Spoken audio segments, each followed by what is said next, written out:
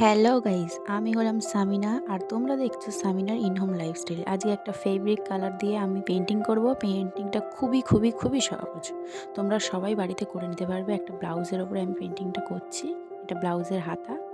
তো চলো দেখে নাও। আর একটা কথা, তোমরা ভিডিওটা পুরো দেখবে। আমার চ্যানেলে যারা নতুন বন্ধুরা আছো তারা আমার চ্যানেলটাকে সাবস্ক্রাইব করে রাখবে, যাতে নতুন ভিডিও আপলোড করার পরে তোমরা সেটা দেখতে পাও। ডিজাইনটা খুবই সুন্দর।